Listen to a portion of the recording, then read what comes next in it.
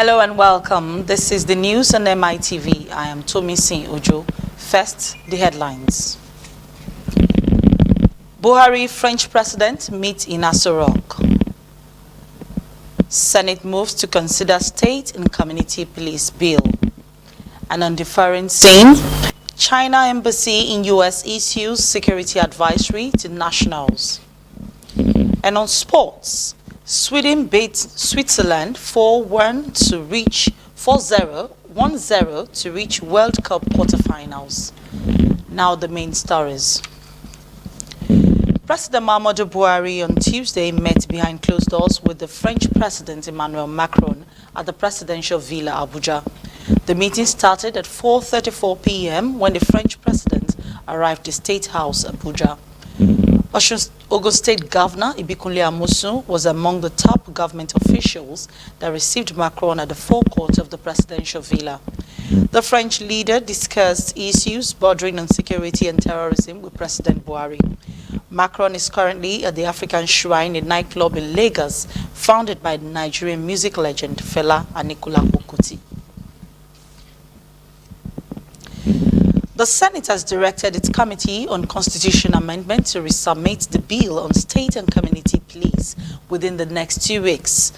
The lawmakers who spoke during a debate on the killings in Plateau and other parts of the country insisted that the only solution to the heinous crimes in the country would be to establish state and community policing.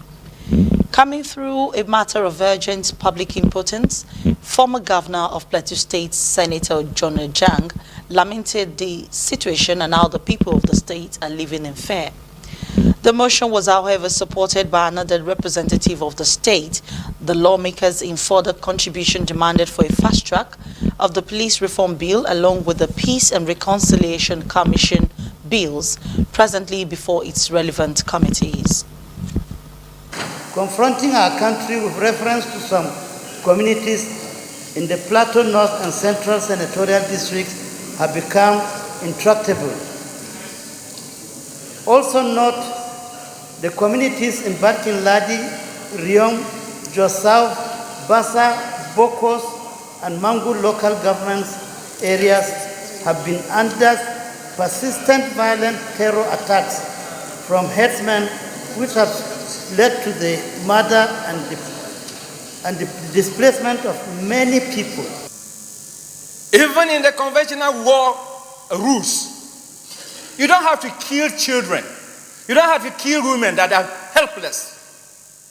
See children that are just but 1-2 years. See the way they have been butchered. This is very uncalled for. And yet, I don't know whether the president is seeing all those things. I don't know whether the security people are seeing all those things. Why is it that they are not condemning it? President had never one day come out with a solution and said, this thing that is being done, this is the solution. Some people are fearing about the abuse of this. They are fearing because we have not been able to decide how to make sure that it's not abused. So if we're able to come articulate processes and procedures that will ensure that this is not abused, I think that will go a long way in resolving this problem. So that each state will have the type of police they need, the number of policemen they need, and equip them the way they want, in such a way as to contain the problem they have in their state. This is what is happening everywhere in the world, from America to Europe to Asia, everywhere. That is how it is done. We need to beam our satellite on the leadership of the security agencies. And in fact, we need to beam our satellite on what these security agencies are doing. How have they been approaching this problem? So once there is impunity, once nobody takes responsibility, once nobody is arrested, and so long as nobody is arrested and prosecuted, this thing will continue to recur. It will be recalled that about 200 people were killed in a deadly attack in 7 villages in Plateau State last week. Hundreds of protesters have demanded the resignation of both Saraki and Dogara to step down from the office as President of the Senate and Speaker of the House of Representatives. The protesters who besieged entrance of the National Assembly on Tuesday, protesting against budget padding, thereby causing a total lockdown of the Assembly's main entrance. The protesters in their submissions alleged that the projects and the votes in 2018 appropriation budget were rejected by the legislature to correct alleged imbalance in the appropriation bill presented by the executives.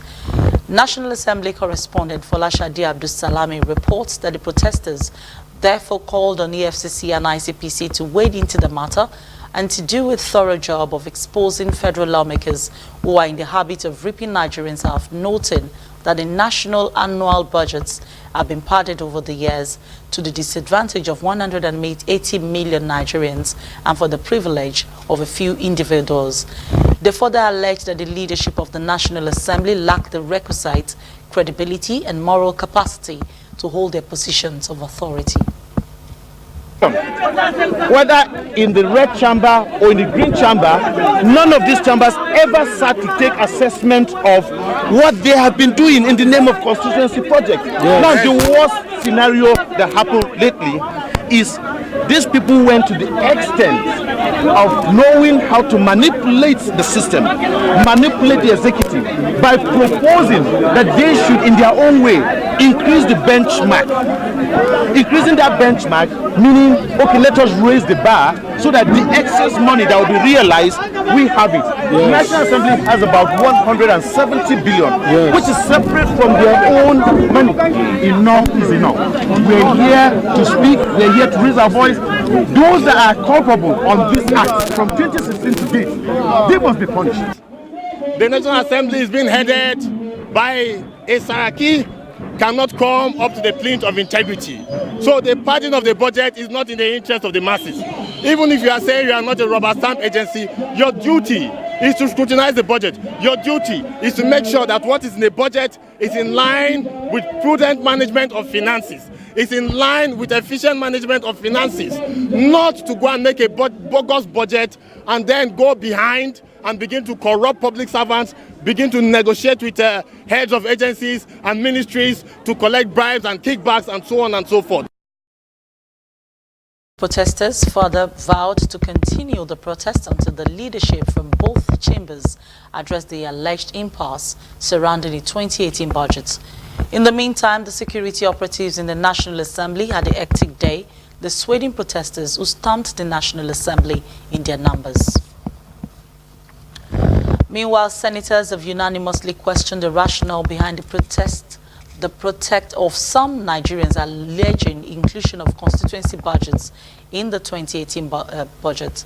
The lawmakers, in their reaction to the protest at the entrance of the National Assembly on Tuesday, described the protest as sponsored, saying there is no rationale behind such an action when most Nigerians are benefiting from said projects. Senator Barnabas Gemade had raised the point of Order 42 of the Senate rules to draw the attention of his colleagues to protesters who blocked the National Assembly entrance. The senator, who condemned the protest in its entirety, described the protesters as a hired crowd.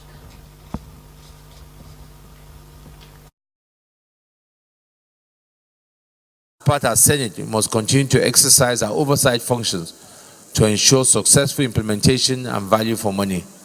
Naturally, we continue to work towards reforming the budget process. Clearly, it is necessary for the executive and legislature to work towards a more robust engagement in need for better budget environment.